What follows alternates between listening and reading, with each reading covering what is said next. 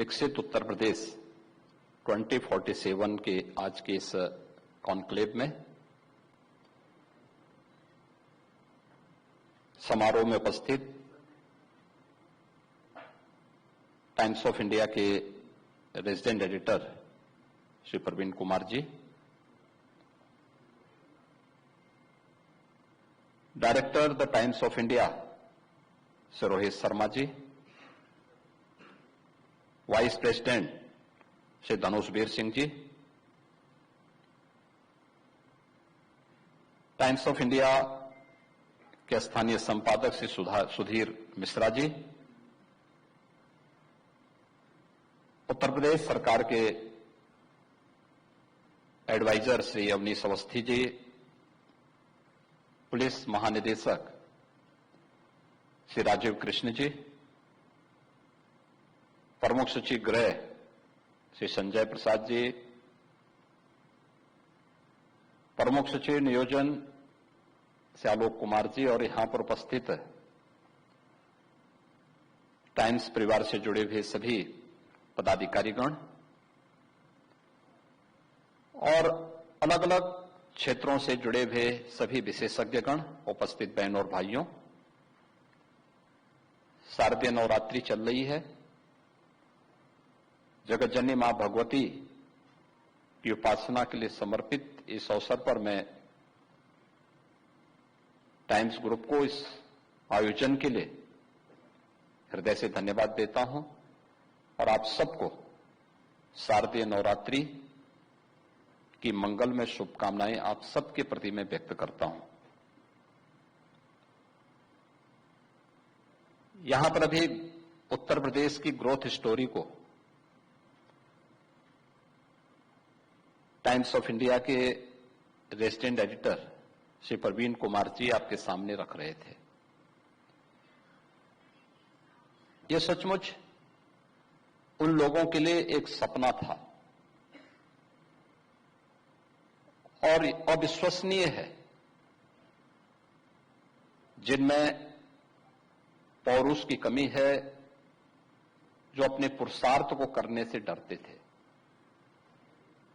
जिनको अवसर मिला था लेकिन उन्होंने उस अवसर को अपने परिवारवाद और उत्तर प्रदेश के संसाधनों को लूट खसोट और अराजकता का जरिया बना दिया था। लेकिन हम सब दुनिया के सबसे लोकप्रिय नेता और भारत के यशस्वी प्रधानमंत्री श्री नरेंद्र मोदी जी के मार्गदर्शन में ईश्वर पर विश्वास करने वाले और अपने पुरुषार्थ को दृढ़ प्रतिज्ञ भाव के साथ आगे बढ़ने वाले भारत माता के सपूत हैं, तो हम लोगों को विश्वास था कि हम बीमारू राज्य से इस प्रदेश को उभारने में सफल होंगे और एक ग्रोथ स्टोरी उसी की कहानी आप सबके सामने कहती है। सीएजी ने जो रिपोर्ट आप सबको प्रस्तुत की है कि आश्चर्यजनक यह है कि उत्तर प्रदेश 37,000 करोड़ रुपए से अधिक का रेवेन्यू सरप्लस स्टेट है। मित्रों, यह 2 वर्ष पुराना है।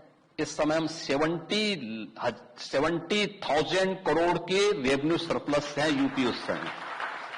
इस समय 70,000 करोड़ हमारा रेवेन्यू सरप्लस आज के दिन पे है और इतनी बड़ी आबादी का राज्य अपने सभी प्रकार के कार्यों को बेधड़क आगे बढ़ा रहा है। आप में से हर व्यक्ति जानता है कि कैसे उत्तर प्रदेश के विकास को बाधित किया था ये परिवारवादी और जातिवादी राजनीति ने। कैसे उत्तर प्रदेश को दंगों की आग में झोंक करके यहां के व्यापार को बर्बाद कर दिया गया था। कैसे उत्तर प्रदेश की भ्रष्ट व्यवस्था ने नौकरशाही को अपंग बना दिया था और कैसे उत्तर प्रदेश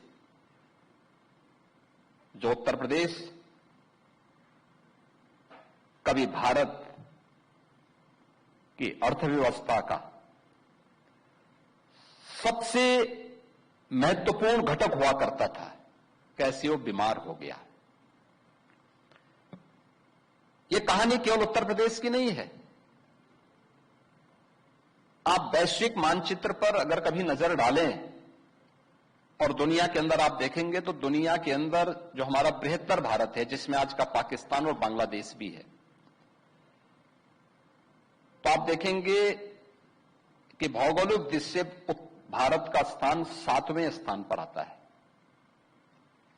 सबसे बड़ा रूसी संघ,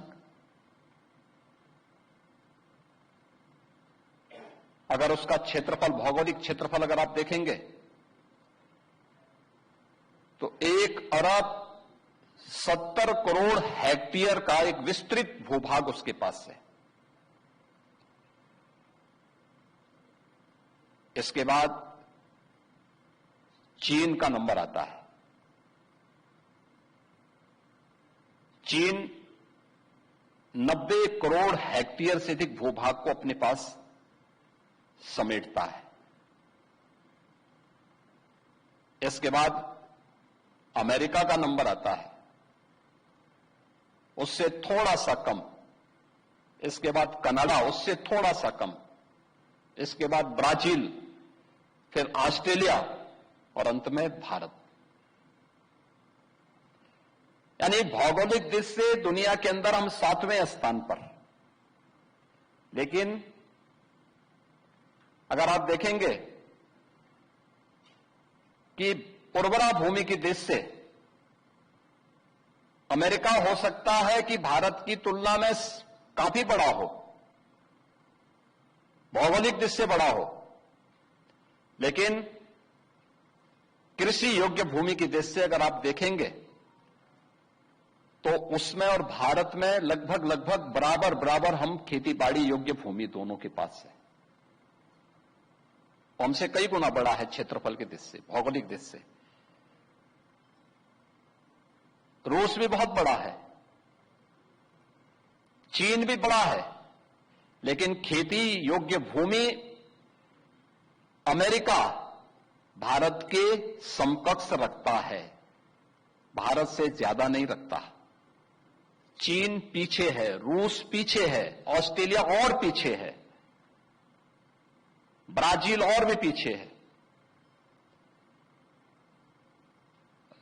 जब यहां पे खेती बाड़ी योग्य उत्तम भूमि थी, अच्छे संसाधन थे, प्रकृति और परमात्मा की कृपा थी, तो मानवीय सभ्यता भी यहां पे खूब फली फूली आगे बढ़ी, खूब विकसित हुई। हर क्षेत्र में भारत ने खूब प्रगति की। कहते हैं यानी 11वीं सदी में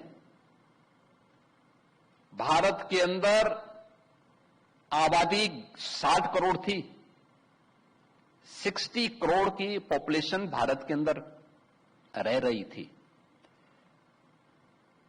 बाद में विदेशी आक्रांताओं ने, तमाम प्रकार के हमलों ने, फिर यहां पर कुल आबादी जो भी थी भारत के अंदर, ये केवल कृषि पर निर्भर नहीं थी। कृषि के साथ साथ लघु और कुटीर उद्योगों का भी बहुत अच्छा तंत्र भारत के अंदर मौजूद था, बहुत अच्छा तंत्र मौजूद था। ये दोनों मिलाकर के दुनिया को भारत की आर्थिक गतिविधियों के एक महत्वपूर्ण केंद्र के रूप में विकसित करते थे।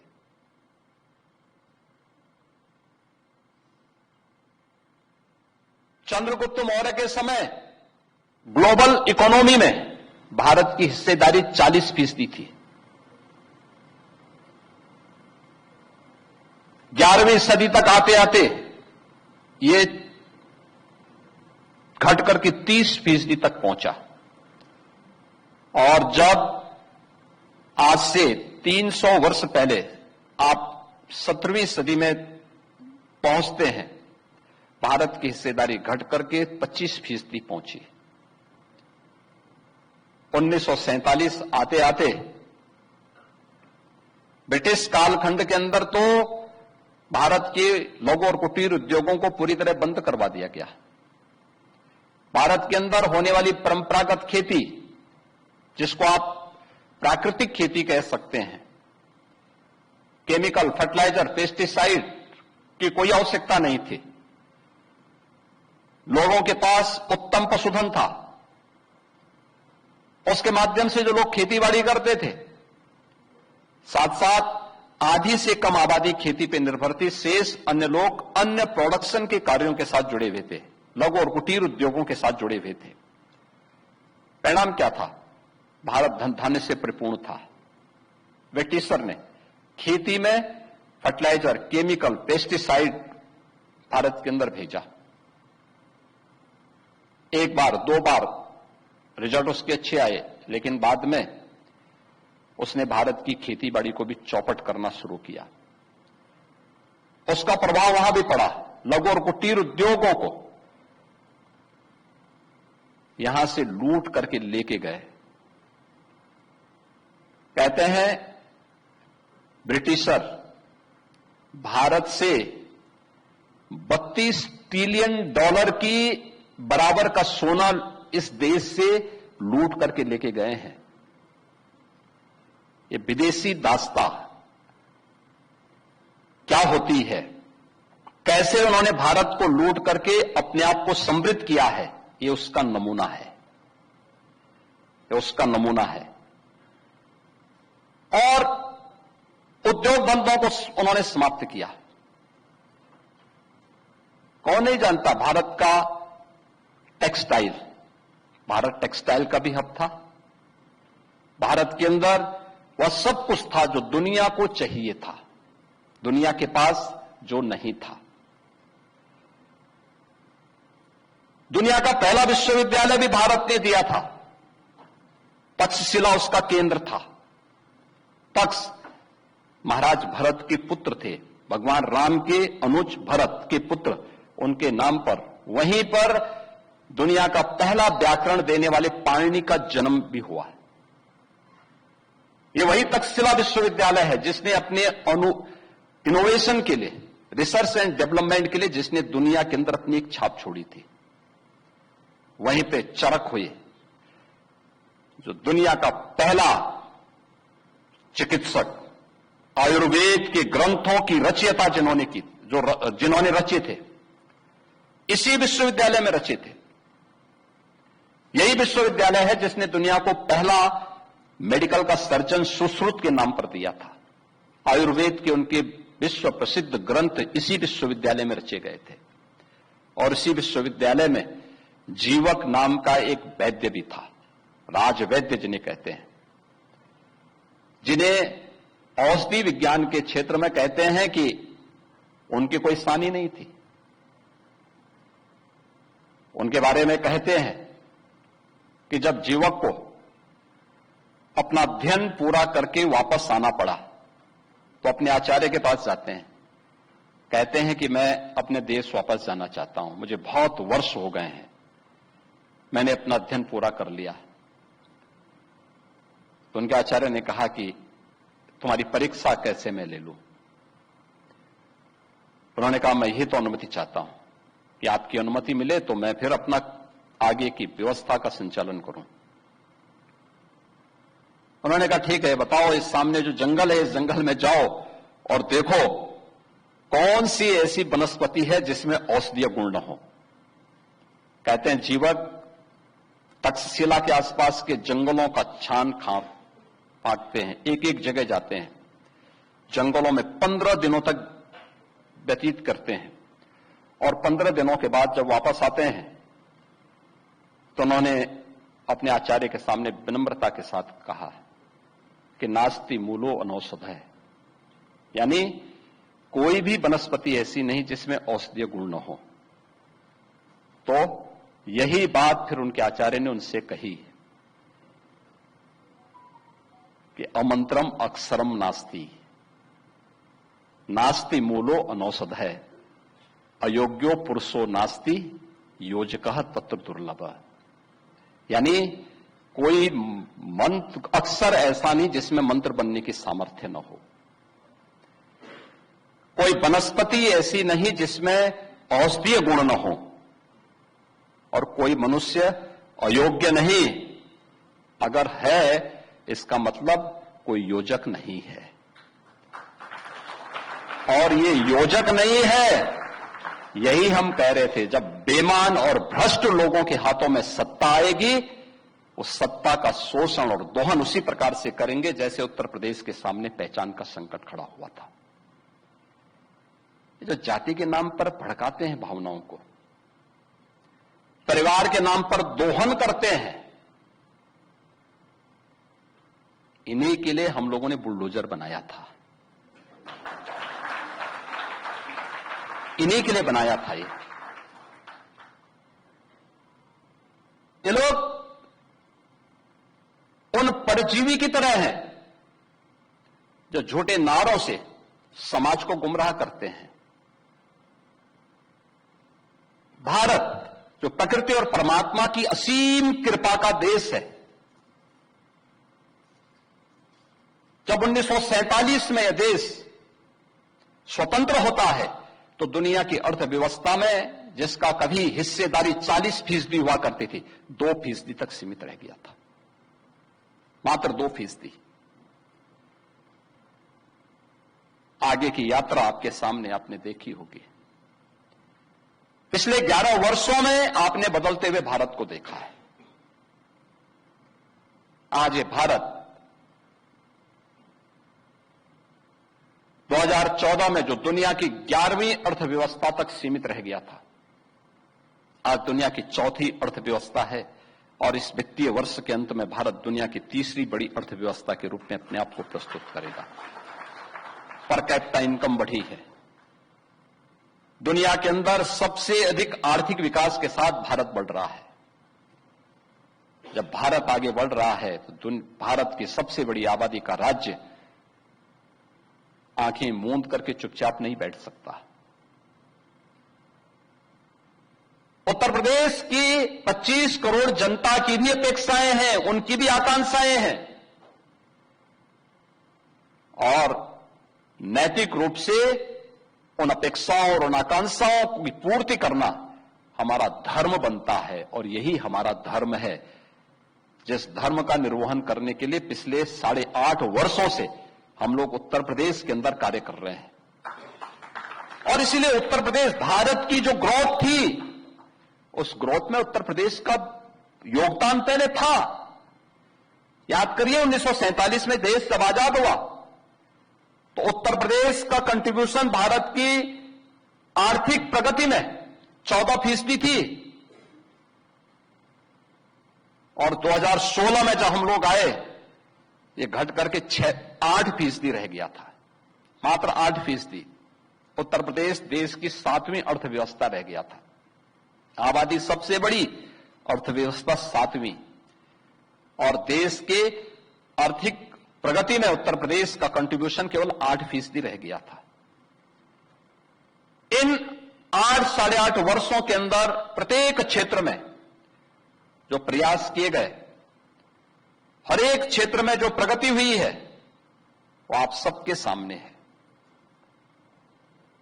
आज से 8 वर्ष पहले उत्तर प्रदेश के अंदर वर्ल्ड क्लास इंफ्रास्ट्रक्चर की कल्पना करना भी एक सपना था। पर्व और त्योहारों के दौरान आपने देखा होगा, जब भी पर्व और त्योहार आते थे, उत्पात शुरू हो जाती थी। अब उत्पातियों और उपद्रवियों को पता लगेगा कि 7 पीढ़ियां याद आएंगी उनको, क्योंकि कभी कभी बुरी आदतें जाती नहीं लोगों की, तो उसके लिए उनकी डेंटिंग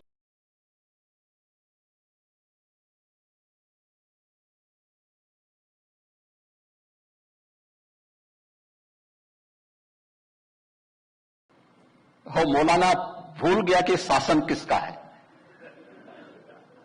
वो ये मानता था धमकी देंगे और हम जबरदस्ती जाम कर देंगे। हमने कहा जाम नहीं होगा, कर्फ्यू भी नहीं लगेगा, लेकिन कर्फ्यू का सबक तुम्हें ऐसा सिखा देंगे कि तुम्हारी आने वाली पीढ़ी दंगा करना भूल जाएगी।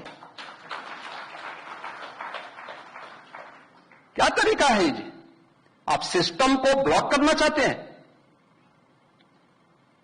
और यह प्रवृत्ति थी यूपी के अंदर।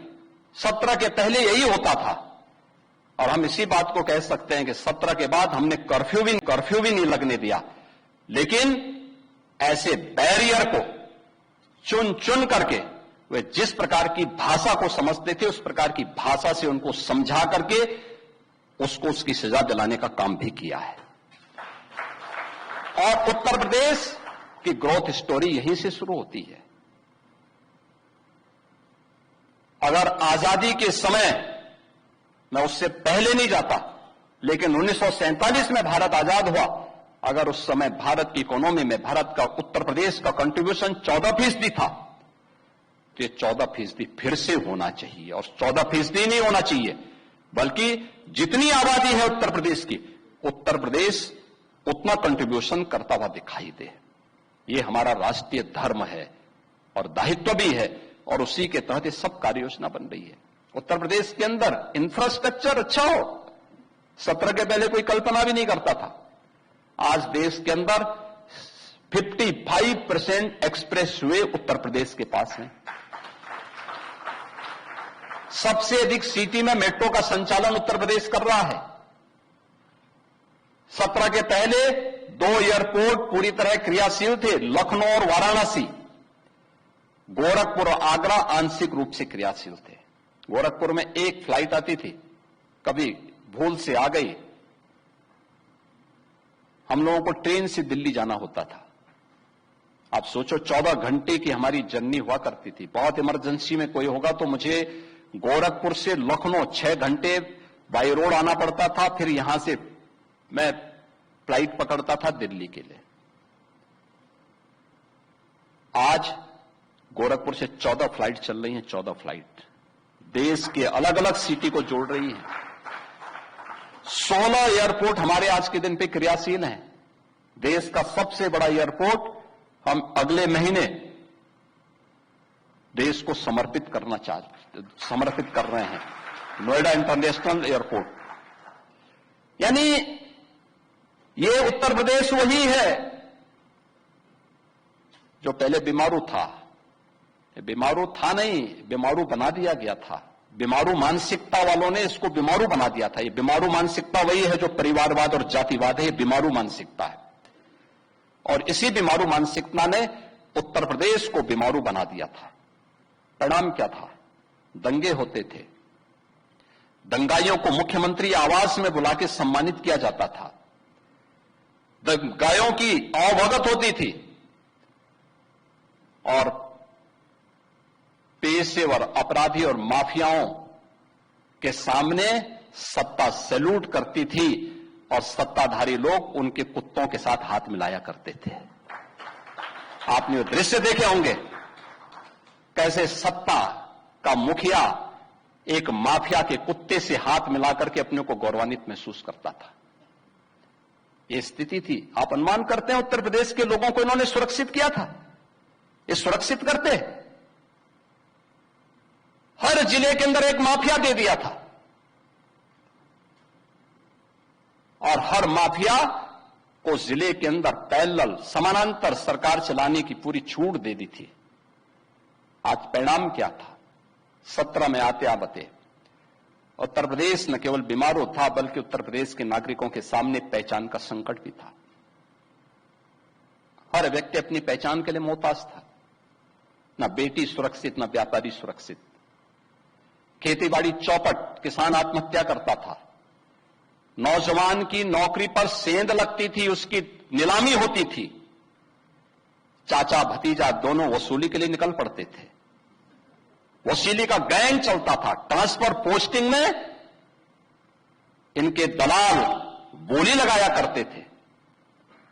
और आप भी देखते होंगे, जब हम ट्रांसफर पोस्टिंग करते हैं तो आज भी उनकी पीड़ा झलक उठती है।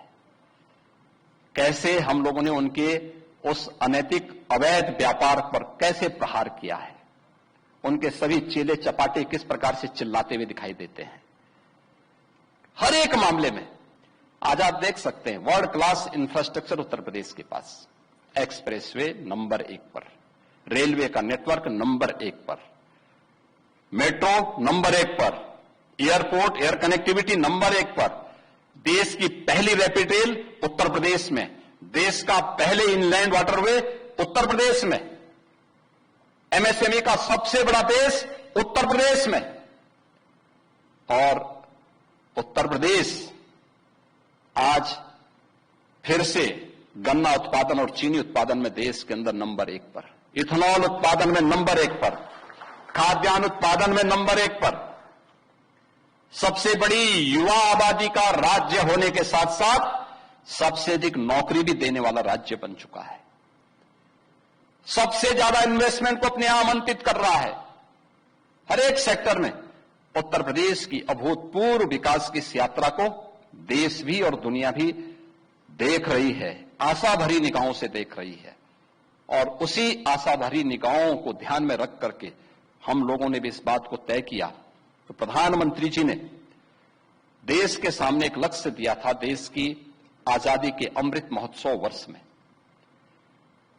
कि हमारे पास शताब्दी संकल्प 2047 होना चाहिए। कि देश जब अपनी आजादी का 100 वर्ष मनाएगा, उन स्थितियों में हम कैसा भारत चाहते हैं, कैसा भारत चाहते हैं।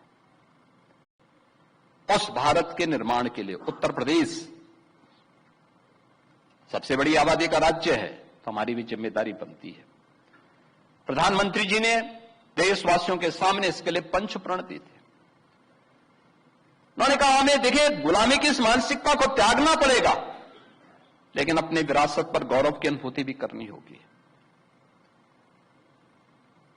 अपने सेना के यूनिफॉर्म को सम्मान देना पड़ेगा।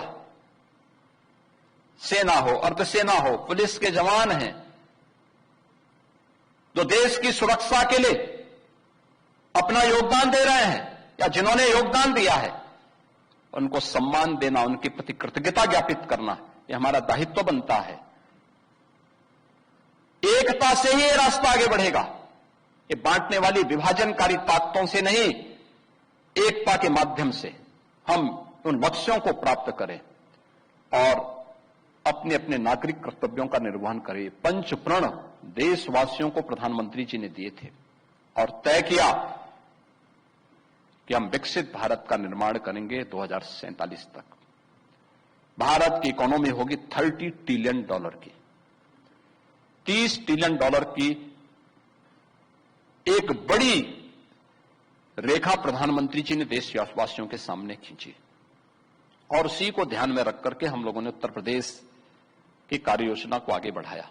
आपने विधानसभा सत्र के दौरान देखा होगा कैसे विधानसभा सत्र के दौरान लगातार सभी माननीय जनप्रतिनिधियों ने सत्र के दौरान लगातार 27-28 घंटे तक विधानमंडल की कार्रवाई में भाग लेकर के अपने महत्वपूर्ण सुझावों से हमारी विजन डॉक्यूमेंट को समृद्ध करने में अपना योगदान दिया। आज वर्तमान में इस पर हमारी एक डिबेट नीचे स्तर पर चल रही। 300 से अधिक इंटेलेक्चुअल आज फील्ड में गए। अब तक 110 से अधिक विश्वविद्यालयों और अकादमिक संस्थाओं को उन्होंने कवर किया है। अलग अलग तबके के लोगों के सामने उनके डायलॉग हो रहे हैं, एक संवाद चल रहा है, संगोष्ठियां हो रही है और हम लोगों ने इस दौरान समर्थ यूपी पोर्टल के माध्यम से उनके सुझावों को भी लेना प्रारंभ किया है और मुझे प्रसन्नता है कि अब तक हम लोग लगभग 6 लाख से ऊपर प्रदेश के अलग अलग जनपदों से लोगों ने अपने सुझाव भी विकसित उत्तर प्रदेश के लिए अब तक प्रदेश को उपलब्ध करवाए हैं। यानी ये चीजें दिखाती हैं कि लोगों ने इस पूरे कार्यक्रम में अपनी सहभागिता सुनिश्चित की है। अगर भारत $30 ट्रिलियन की इकोनॉमी बनेगा तो उत्तर प्रदेश ने भी तय किया है कि हम 2047 में $6 ट्रिलियन की इकोनॉमी उत्तर प्रदेश को बनाएंगे।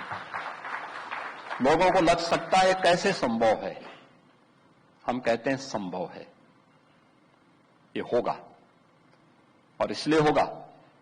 हम लोग जब आए थे तब उत्तर प्रदेश की जो अर्थव्यवस्था थी वो 12,75,000 करोड़ के आसपास की थी। इस वित्तीय वर्ष में हम इसको 35 लाख करोड़ से ऊपर की इकोनॉमी में बदलने वाले हैं। इसी वित्तीय वर्ष के अंत तक हमारी पर कैपिटा इनकम 43,000 थी, आज वो 1,20,000 तक पहुंच रही है।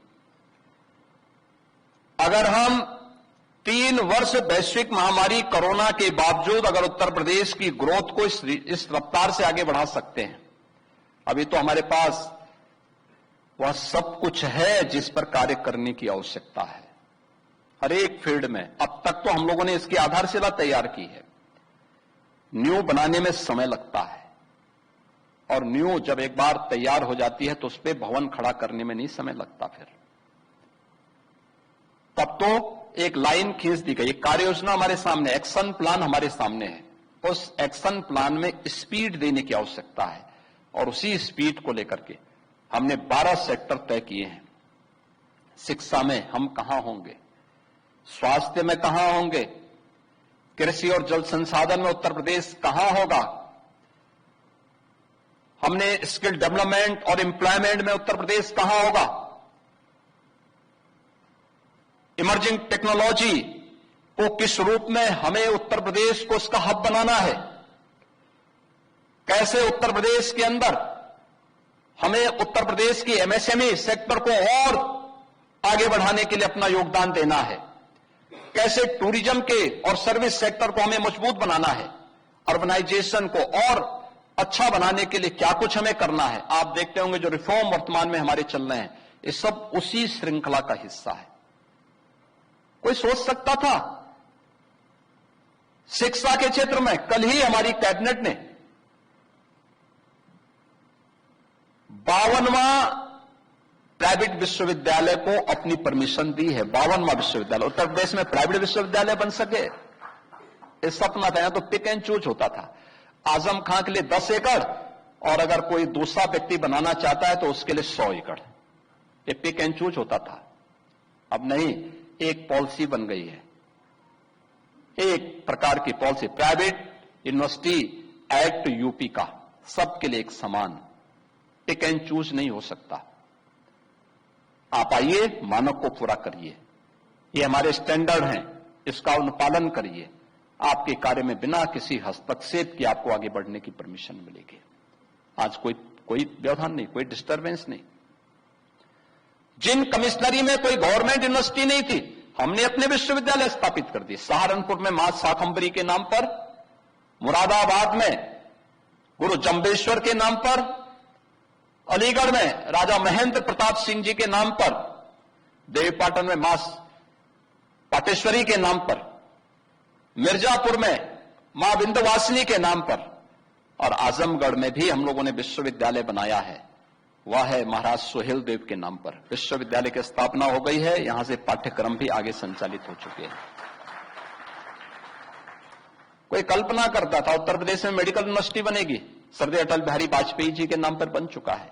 गोरखपुर में आयुष विश्वविद्यालय बन चुका है। यानी एजुकेशन के एक नए हब के रूप में हेल्थ सेक्टर में 1 डिस्ट्रिक्ट 1 मेडिकल कॉलेज साकार हो पाएगा।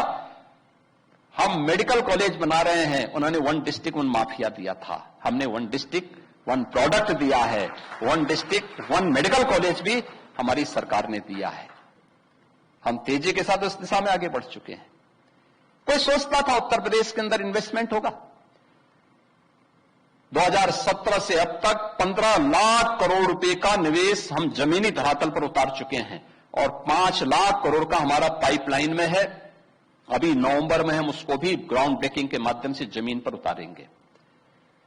96 लाख का एमएसएमई का विस्तार 2 करोड़ लोगों को रोजगार दे रहा है। आपने उत्तर प्रदेश के अंदर रोजगार दे रहा है। आपने उत्तर प्रदेश के अंदर सर्विस सेक्टर को, पर्यटन की उन संभावनाओं को देखा होगा। पहले 3 करोड़ पर्यटक उत्तर प्रदेश के अंदर सालाना आते थे और अकेले कुंभ ने 66 करोड़ की सीमा को भी पार कर दिया।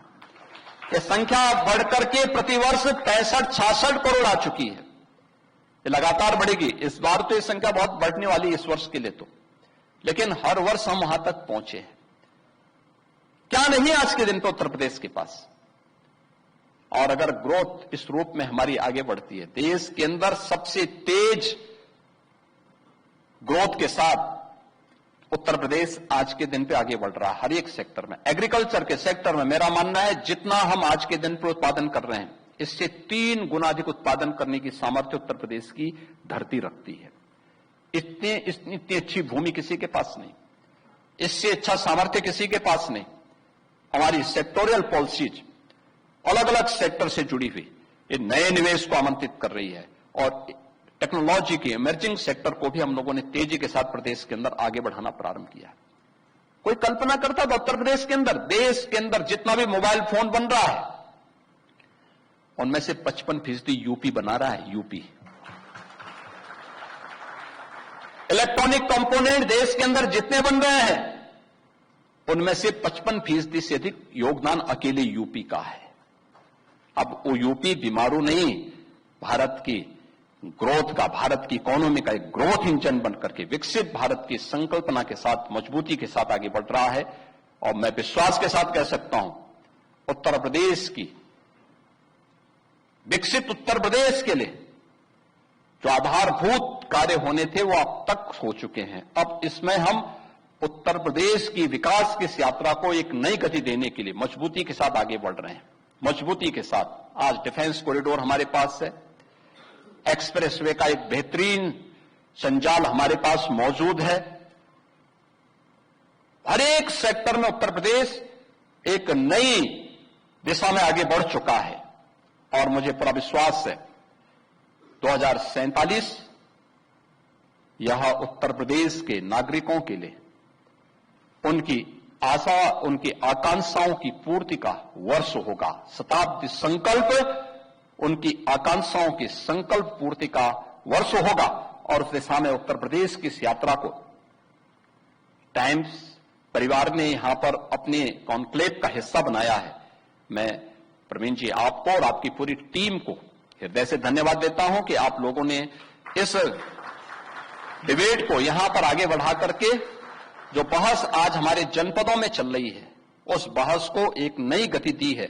मैं हृदय से इसके लिए आपको और आपके पूरे टाइम्स परिवार को धन्यवाद देते हुए आपको इस बात के लिए आश्वस्त करता हूं कि विकसित यूपी के लिए उत्तर प्रदेश की पूरी टीम टाइम्स परिवार के साथ मिल करके आगे कार्य करेगी।